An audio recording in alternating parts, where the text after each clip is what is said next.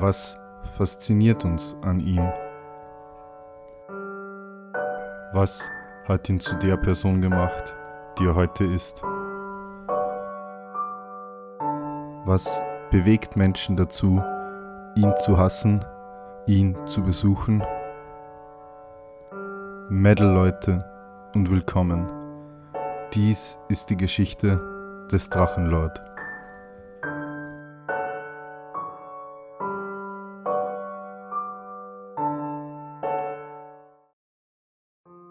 Als Rainer am 21. Oktober 2018 streamte, demonstrierte er, dass er mittlerweile körperlich in einem so schlechten Zustand war, dass er Probleme hatte, seine Schuhe anzuziehen. Schuhe anziehen? Komm her, du Sau. Oh. Komm her. Na los. Jawohl. So. Schön am Rücken kratzen. Später folgte ein Stream auf YouTube, in dessen Verlauf wieder Besucher vor Rainers Haus auftauchten. So.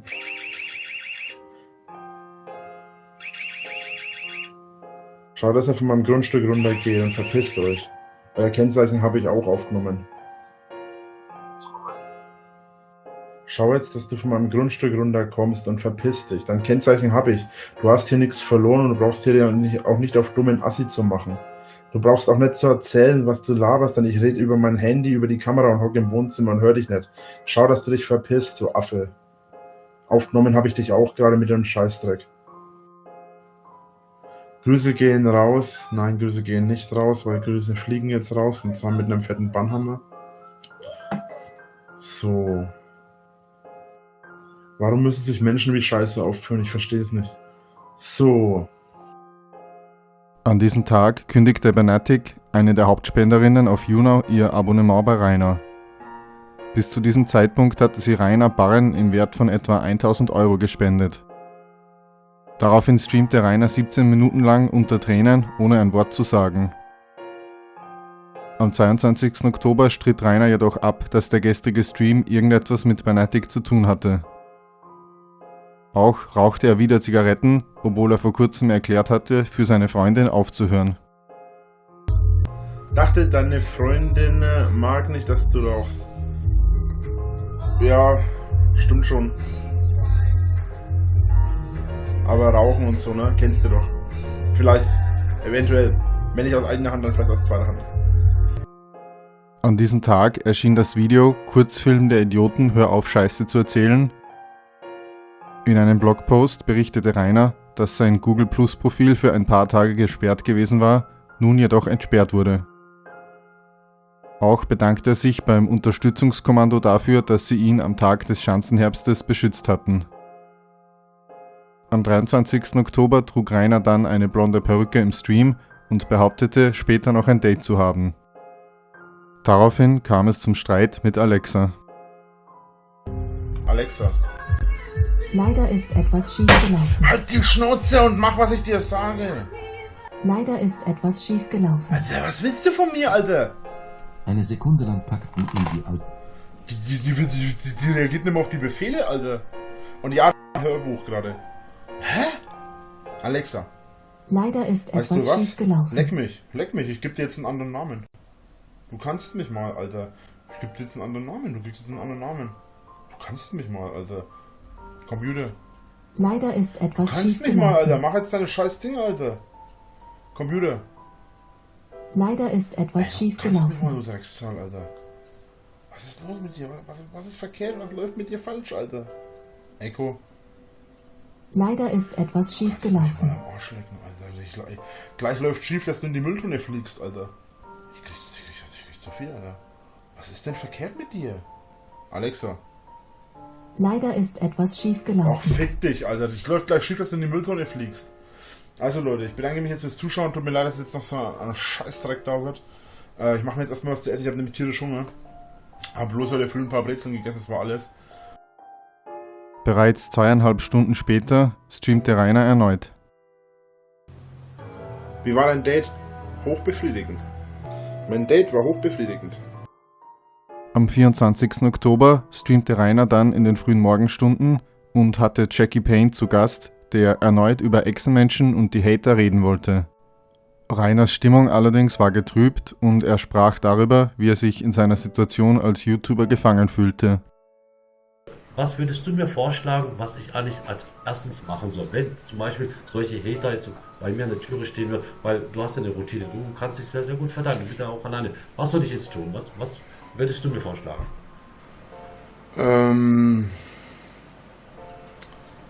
Also die effektivste Methode, das mag sich blöd anhören aus meinem Mund, die effektivste Methode wäre einfach aufzuhören. Hört sich dumm an, aus meinem Mund vor allem. Okay. Aber es kommt darauf an, wie weit es fortgeschritten ist. Es kommt darauf an, was wirklich passiert. Wenn ich nochmal in der Situation wäre, dass ich nochmal aufhören könnte, weil jetzt mittlerweile wird es nichts mehr bringen. Wenn ich aufhöre, ich kriege keinen Job mehr. Selbst wenn ich einen Job kriege, würde ich ihn bald verlieren, weil die Hater herausfinden, wo ich arbeite und das würde die nächsten 20 Jahre so weitergehen. Selbst wenn der Hate zurückgehen würde und ich nicht mehr so bekannt wäre, würde es wahrscheinlich die nächsten 20, 30 Jahre, wenn jetzt sogar den Rest meines Lebens so weitergehen. Deswegen würde ich dir empfehlen, definitiv aufzuhören oder was anderes zu machen. Ich habe eigentlich im Prinzip alles in meinem Leben, was mein Leben wirklich geil gemacht hat, habe ich meiner Karriere, meiner Zeit auf YouTube geopfert. Ich sehe hier gerade, dass Leute lachen darüber. Ja, lacht darüber. Aber ich kann von YouTube leben, egal wie lange ihr darüber lacht, egal wie viele darüber lacht. YouTube und YouNow ist meine Einnahmequelle, davon lebe ich. Ich bekomme kein Hartz IV. Jedes Mal, wenn hier Leute drinnen sind, die hier rumhaten, die hier rumschreiben, die hier rumbeleidigen, die hier reinkommen, Fettsack, hässlich und was weiß ich alles schreiben, Hurensohn und was weiß ich, was jetzt alles immer rauf und runter geheißen wird. Keiner von denen, nicht ein einziger von denen würde einen Tag in meiner Haut aushalten, geschweige denn von 4 oder 5 Jahren. Als Rainer später erneut streamte, hatte er wegen seiner Internetprobleme teilweise nur ein Standbild. So macht Streamen keinen Spaß mehr. Wieso denn nicht? Ihr hört mich und ihr hört die Musik und dann seht ihr nur ein Standbild von mir. Das ist doch nichts Neues. Ich sitze doch normalerweise sowieso bloß rum und bewege mich kaum. So fett und faul wie ich bin.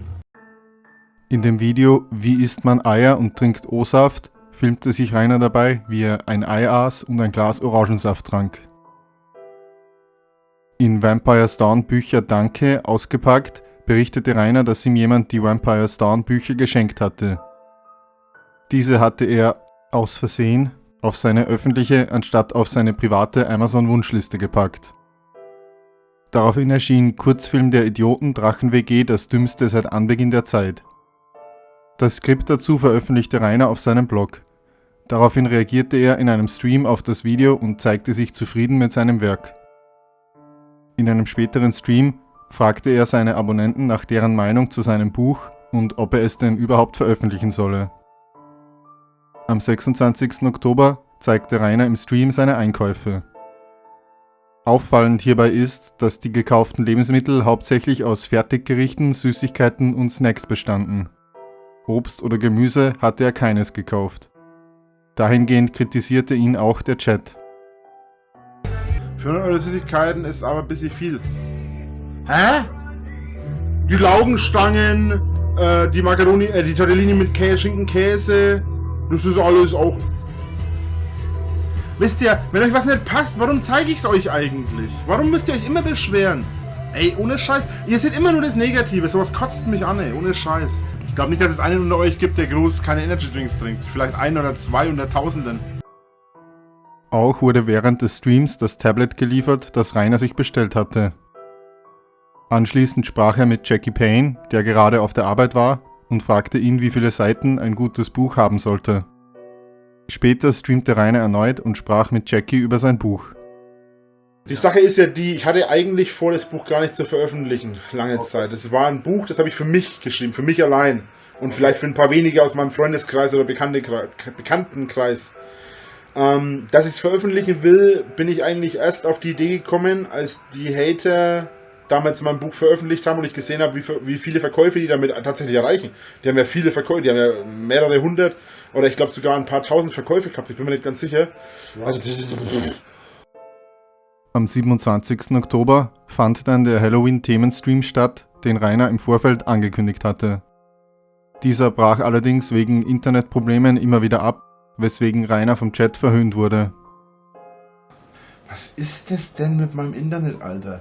Irgendwann finde ich den Wichser und dann mache ich sowas von fertig, der kann sein Leben lang nur noch aus einem Strohhalm saufen. DDoS, Dichterwehr. Das ist kein DDoS im eigentlichen Sinne, das ist das Problem. Ein DDoS könnte man messen und könnte die Person dann auffinden oder zumindest versuchen, das zu verhindern für die Zukunft, indem man eben seine IP schützt. Aber meine IP kennt niemand und selbst wenn, würde ein DDoS anders aussehen als das, was hier abgeht. Beim DDoS würde mein gesamter Upload und Download hochgehen und das tut er nicht. Ach Mann, ey. Du bist nicht ganz sauber, mein Freund. Weißt du, was nicht ganz sauber ist? Deine Einstellung. Ich hau dich jetzt raus, du möchtegern Pisser, Alter. Mittlerweile war Jackie Payne von YouNow suspendiert worden, da er Homosexualität als Teufelssache bezeichnet hatte und sich für ein Verbot von Homosexualität ausgesprochen hatte. Als dies Rainer während des abendlichen Streams mitgeteilt wurde, wollte er es jedoch nicht glauben. Dann beklagte er Schmerzen in den Beinen. Hilfe! Oh Gott! Oh Gott, oh Gott! Oh, ich spüre meine Beine nicht mehr. Oh, leck mich doch auf einmal. Oh. Au. Oh, ich war zu lange gesessen. Oh, meine Beine. Die wollen noch mal.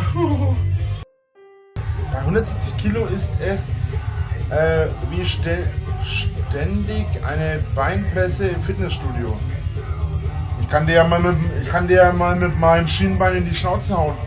Also es ist nicht böse gemeint, wenn du das jetzt falsch verstehst, weil es sich das zu böse anhört. Ich kann dir mal mit meinem Fuß in die Schnauze hauen, dann schaust du mal, ob das eine Beinpresse ist. Daraufhin warfen Hater einen Mehlsack auf Rainers Grundstück, den Rainer jedoch für einen Böller hielt. Dementsprechend hielt er sich die Ohren zu, jedoch kam es zu keiner Explosion und er rief anschließend die Polizei. Ja, hallo, hier ist mal wieder Winkler. Das sind ein paar Leute, ich weiß nicht wie viele, ich schaue gerade noch auf die Kamera nach außen. Die haben auf jeden Fall gerade, das habe ich auf der anderen Kamera gesehen, die rausgeht, da haben sie gerade auf jeden Fall einen Böller geschmissen. Wäre also nicht schlecht, wenn ihr euch mal umschaut. Okay, ich kann mal eben gucken, wie viele es vielleicht sind, vielleicht sehe ich es auf der anderen Kamera. Ich muss gerade mich mal einloggen, wenn das endlich mal gehen würde. Ich habe nämlich das WLAN auf dem Tablet ausgehabt, deswegen. So, Sekunde. Eine Person. Also ich sehe im Moment bloß eine, ich denke aber es sind zwei. Alles klar, vielen Dank. Gut, ciao. Oh Mann, ey, ich könnte so kotzen, ey. Was für Asoziales. Aber der Böller ist anscheinend eine Fehlzündung gewesen. Dann sprach er über seine Überwachungskamera zu den Hatern. Schaut, dass ihr euch verpisst und schaut, dass ihr aufhört, irgendwelche Böller zu schmeißen, ihr Idioten, Alter. Ich weiß nicht, was ihr für ein dummes Idiotenpack seid, aber vielleicht solltet ihr euch mal verpissen. Ey, ohne Scheiß, sucht euch ein Hobby, sucht euch ein vernünftiges Leben, anstatt anderen Leuten auf die Eier zu gehen, die versuchen zu arbeiten. Nachdem Rainer nachschauen war und herausgefunden hatte, dass es sich bei dem vermeintlichen Böller um einen Mehlsack handelte, begannen die Hater erneut Dinge auf sein Haus zu werfen. Auch erhielt er einen mysteriösen Anruf auf seinem Haustelefon.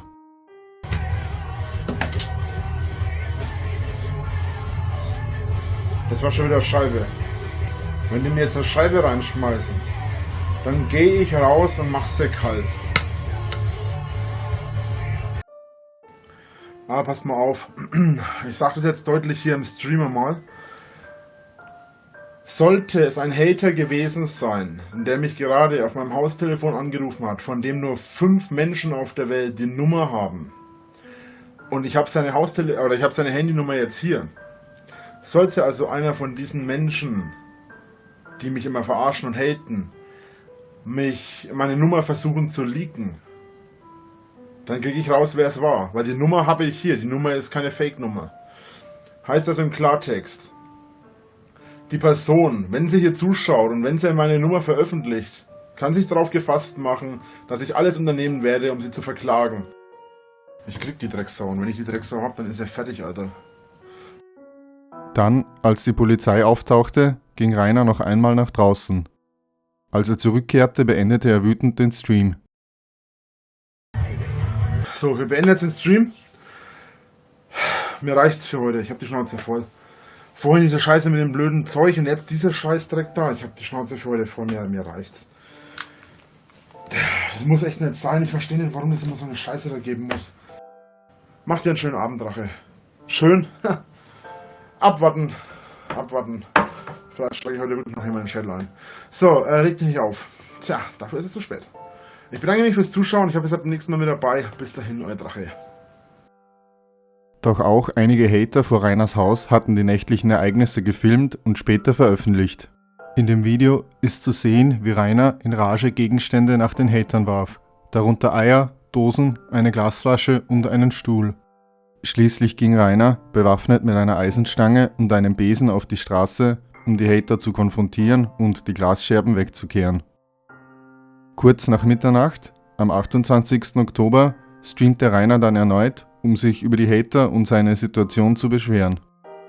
In den letzten 7 Jahren habe ich alles, und ich meine alles, meine Familie, meine Freunde und meine mehr als fragliche Karriere in der Welt des Berufs geopfert, für meine Videos und meine Streams und für die Tatsache, Leuten zu zeigen, dass man Hate und dem ganzen Scheiß nicht nachgeben muss. Bereits kurz nach Mittag streamte Rainer wieder auf YouNow und enthüllte, sich am Fuß verletzt zu haben. Höchstwahrscheinlich durch die Glasscherben von der Flasche, die er geworfen hatte. Scheiß Fuß, ey. Bin gestern in irgendwas reingelatscht, hab meinen halben Fuß zerschnitten, ey. Au. Das wird jetzt lustig aufzustehen mit dem blöden Fuß. Au. Au. Hast du eine Wunde desinfiziert? Ach. Nö, warum sollte ich? Aber ich merke, dass ich aufs Klo muss. Sowas kann ich schnell entzünden am Fuß. Passt da besser auf. Glaub mir, so schnell entzündet sich bei mir nichts. Ich habe als Kind, ich habe total starke Immunsystem. Ich habe als Kind, ich weiß gar nicht wie oft, mich am Bein oder am Fuß oder so verletzt. Ich habe da nie was drauf gekippt. Ich habe es auch überlebt. Auch am 29. Oktober war Rainers Fuß noch lediert. Meinem Fuß geht's ganz gut eigentlich. Ich habe eine fette Glasscherbe drinnen, aber wird schon. Die Eier draus. Tritt sich fest. Ach komm, lasst mich doch mal mit der scheiß Glasscherbe in Ruhe, Leute. Ich bin 29 Jahre alt. Ich werde wohl wissen, wie ich mit meinem Körper umzugehen habe. Meine Güte. An diesem Tag kehrte auch Rainers Topspenderin Bernatic zurück und spendete ihm sogleich einige Barren. Auch als er am 30. Oktober streamte, waren wieder Hater vor seinem Haus. Jetzt schau doch mal, dass ihr von meinem Grundstück runterkommt, Alter. Wie asozial seid ihr eigentlich? Mann, langsam aber sicher regt's auf, ey. Warum können einen die Leute nicht in Ruhe lassen? Irgendwann verprügel ich mal einen so schlimm, dass ich keiner mehr hertraue, Alter. Ohne Scheiß. In einem späteren Stream beschwerte sich Rainer, dass seine Fenster, die er mittlerweile teilweise mit Decken verhangen hatte, nicht gut isoliert waren. An diesem Tag erschien auch endlich das Video zu den Einkäufen, die Rainer schon im Stream präsentiert hatte. Es ist jetzt eben, wie gesagt, ein bisschen verspätet gekommen. Ich entschuldige mich dafür, aber ich habe es leider früher nicht geschafft. Auch weil ich zu voll war und zu fett bin. So, Dankeschön fürs Zuschauen und ich wünsche euch viel Spaß mit dem Video. Am 31. Oktober sprach Rainer im Stream über die Kirche und das Mittelalter. Dabei verortete er allerdings irrtümlicherweise Hexenverbrennungen im Mittelalter anstatt in der Neuzeit. Dann sprach er über Missbrauch in der katholischen Kirche. Also ich habe den Zusammenhang schon verstanden, aber ich fange damit jetzt nicht an, weil wenn ich davon anfange, wie alte geile Männer auf kleine Jungs, nein, nein, nochmal, nein, ich werde davon jetzt nicht anfangen. Da würde ich mich noch in 200 Jahren drüber aufregen. Oder auch noch in 2000 oder noch in 50.000 Jahren, ey. Ohne Scheiß, wenn ich einen von diesen Pissern erwische, ey, ich prügel den Windel weich. Am 1. November 2018 entfernte Rainer dann die Halloween-Dekoration im Stream und erwähnte mehrmals Besucher vor seinem Haus. Dann präsentierte er seine Panflöte und sprach über seine narzisstischen Tendenzen. In der letzten Zeit merke ich, dass ich wirklich sehr nicht arrogant, aber ich merke in der letzten Zeit, dass ich wirklich sehr narzisstisch bin. Also ich habe sehr narzisstische Neigungen. Und für viele Leute ist es halt sehr unsympathisch. Ich habe das auch deswegen, weil ich mich halt in meinem Leben ich musste halt irgendwann in meinem Leben mich selbst akzeptieren können. Und aus dieser Selbstakzeptierung wurde dann irgendwann so leichter Narzissmus. Einfach deswegen, weil ich halt nur mich hatte. Ich hatte ein paar Freunde in meinem Leben, aber das waren so wenige und ich bin mein ganzes Leben von Selbstzweifeln zerfressen worden, dass ich so eine leichte narzisstische Neigung entwickelt habe. Dann redete Rainer in Gedanken mit sich selbst und erwähnte, seinen Sohn anrufen zu müssen. Ach, und mein Sohn muss ja auch noch anrufen. Wie spät ist es überhaupt? Anschließend zeigte er seine Make Rainer Great Again Kappe. Am 3. November behauptete er im Stream, die Zeit des Hatens sei vorbei, ließ sich aber regelmäßig von Alexa die Einfahrt zeigen. Dann sprach er darüber, dass er seinen Torhammer, den ein Freund von Affenkeks entwendet hatte, gerne zurückbekommen würde. Jedenfalls hoffe ich, dass die meinen Torhammer nicht verkauft haben, weil den will ich wieder haben. Weil der ist nämlich für mich echt wichtig gewesen. Das war mein erster Torhammer, den ich je hatte und es war für mich sehr wichtig, das Teil. Aber da sieht man mal, wie niedere Instinkte manche Menschen haben. Kommen hierher, greifen mich an, klauen meine Sachen. Ja, das ist definitiv mutig. Für mich gut, für ihn schlecht. Man hat nicht gesehen, wie ich ihm eine zementiert habe. Hat sich aber geil angefühlt. Die Zeiten sind schon so lange vorbei, seit ich mich nicht mehr damit beschäftige und mich nicht mehr aufrege. Also seit etwa einem halben Jahr. Klar habe ich nochmal so Situationen, wo ich abgehe und mich rumschreie wie Drecksau. Ihr seid nicht mehr relevant. Und die einzigen, die hier noch rumschreien und sich wie Kleinkinder aufführen, seid ihr, also die Hater. Folglich werdet erwachsen. Und ja, das sagt euch ein 29-jähriges, fettes, kleines Kind, was hier gerade vor euch in der Kamera sitzt. Ich akzeptiere, dass ich ein kleines Kind bin. Könnt ihr es auch? In einem späteren Stream sprach er erneut über die Konfrontation mit Affenkeks. Okay, ich muss meine Aussage revidieren, Leute. Ich habe nicht Affenkeks zementiert, sondern seinem Kumpel. Dem habe ich batscht. Und das ist auch Tatsache. Der Typ, der mir den Torhammer vom Hals gerissen und der gleichzeitig der Typ war, der mir mein ganzes Shirt zerrissen hat, dem habe ich zementiert. Meine Güte, Affenkeks, du musst dich auch immer wieder geltend machen, oder? Niemand hat von dir gesprochen, ich habe mich vielleicht nicht richtig ausgedrückt gehabt, aber das warst nicht du, sondern der andere Typ. Wobei ich ganz ehrlich sagen muss, ich finde es fast schade, dass ich dir keine batscht habe. Auch packte er eine Fritteuse und einen Schokobrunnen aus, die ihm Zuschauer geschickt hatten. Als er die Abonnenten im Chat fragte, warum sie so wenig schrieben, antwortete jemand, er hätte Angst, etwas Falsches zu schreiben. Selbst im Herbst hatten die Besuche dieses Jahr kaum nachgelassen. Und das, obwohl die Besuche normalerweise in den kälteren Monaten zurückgingen. Somit hatte sich die Situation, verglichen mit 2017, deutlich verschlechtert.